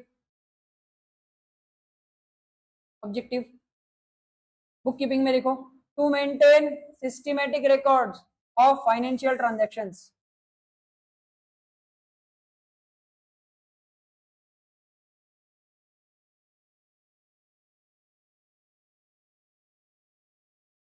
अकाउंटिंग में लिखो to ascertain net results operations position.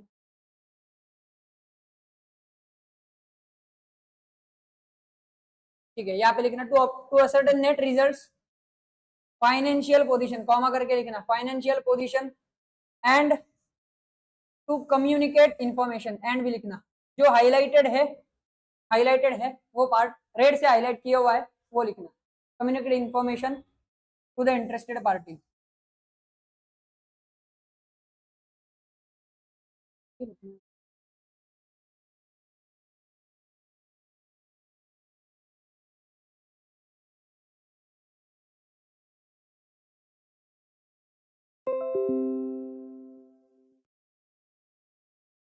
ठीक है,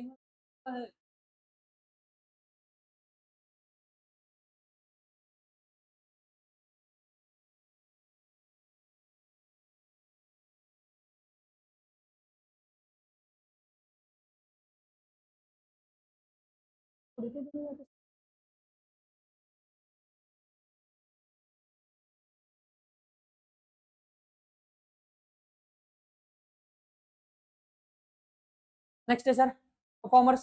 इसमें लिखना जूनियर स्टाफ और इसमें लिखो senior staff as well as qualified staff.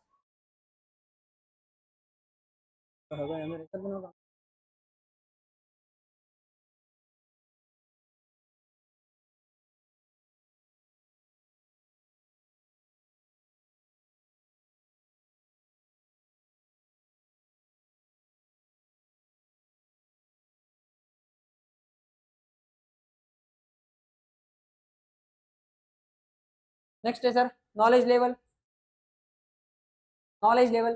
यहाँ पे रुक जाओ,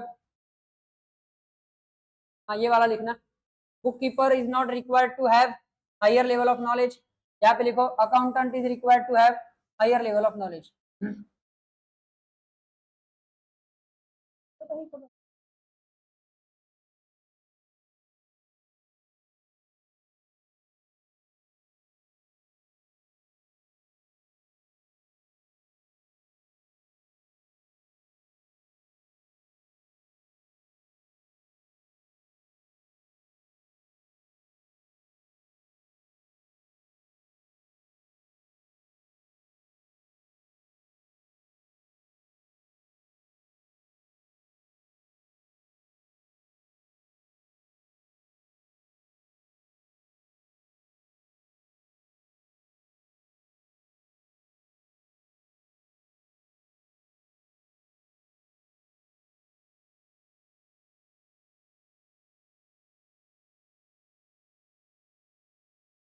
ठीक है sir next is analytical skills.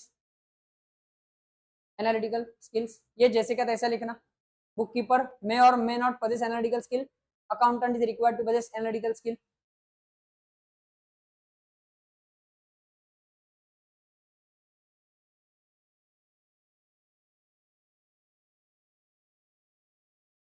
Live वाले भाई लिख रहे हैं ना मेरे साथ? एक ही भाई ऑनलाइन लिख रहा है, एक गायब हो चुका है लगता है।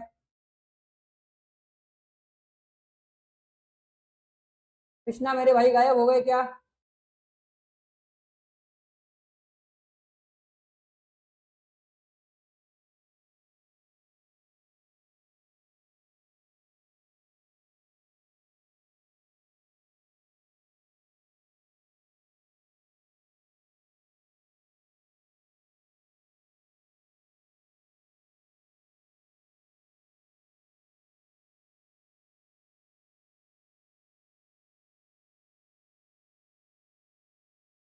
बेटा वेरी गुड, कृष्णा भाई गायब हो गया लगता है।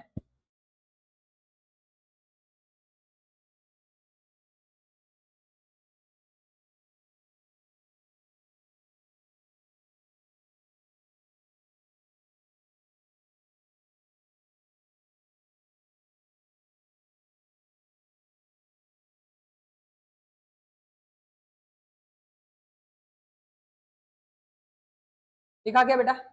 6 नंबर 7 नेचर ऑफ जॉब। में बस यही लिखना रूटीन एंड क्लेरिकल और यहाँ पे एनालिटिकल।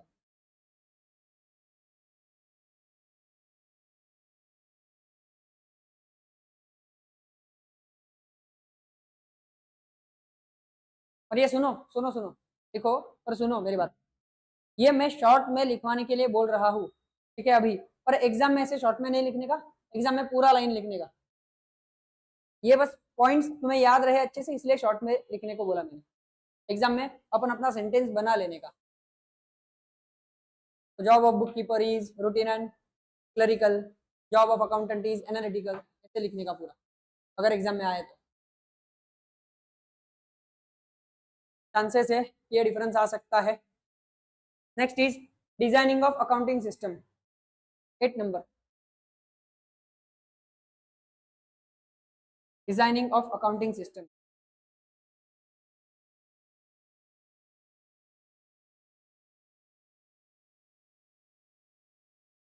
ये पूरा लाइन लिखो, यहाँ पे पूरा लाइन लिखो। It does not cover designing of accounting system and it covers designing of accounting system, पूरा लाइन लिखो।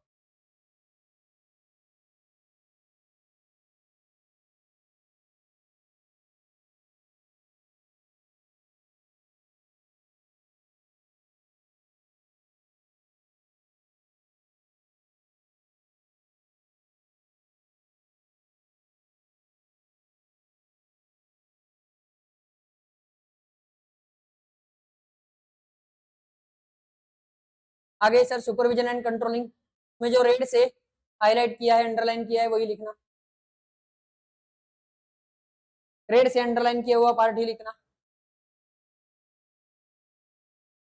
ओ घर पे।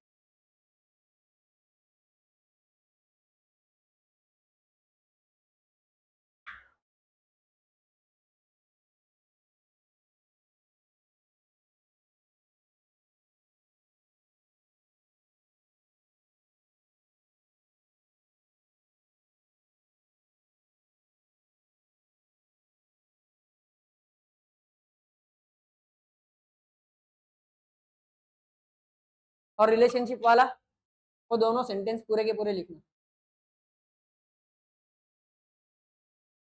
लास्ट वाला पूर्ण लिख। Relationship, book keeping is a part of accounting, accounting is a part of accountancy. भाऊ समझता है ना?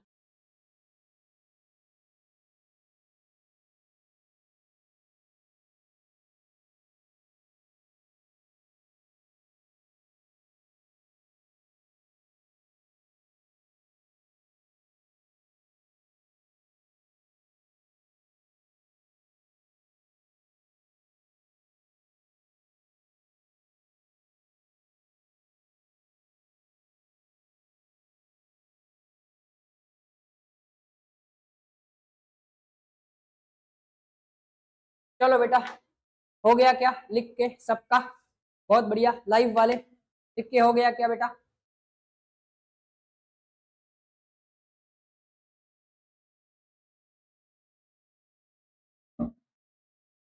चलो, आई होप सबका लिख के हो गया है।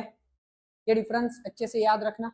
जो 5 पॉइंट्स हमने कैरेक्टरिस्टिक्स वाले देखे, वो भी अच्छी तरह से याद रखना बेटा, ठीक है? ये मैं जो भी लिख के देता हूँ ना, वो ऐसे ही पॉइंट्स लिख के दे रहा हूँ कि जो थोड़े थोड़े इंपॉर्टेंट है, या फिर आएंगे, या फिर ऐसे समझ लो कि तुम्हें एग्जाम के टाइम पे ये पढ़ने की जरूरत नहीं है, अपने पास अपने नोट्स है थ्योरी चैप्टर्स के लिए, इसलिए लिख के दे रहा हूँ, ठीक है? चलो बेटा, bye bye, have a good day. मेरे लाइव वाले तुमको भी बाय बाय, सबको ऑफलाइन वालों तुमको भी बाय, मिलेंगे कल। Tata bye bye, have a good day, मजे करो, तूफान रहो, बाय।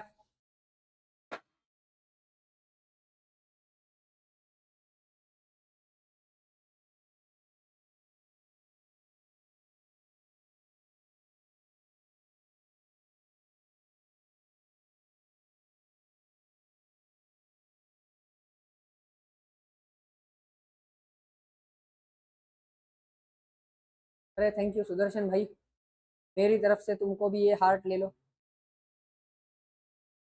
ढेर सारा प्यार। चलो भाई, मिलेंगे कल।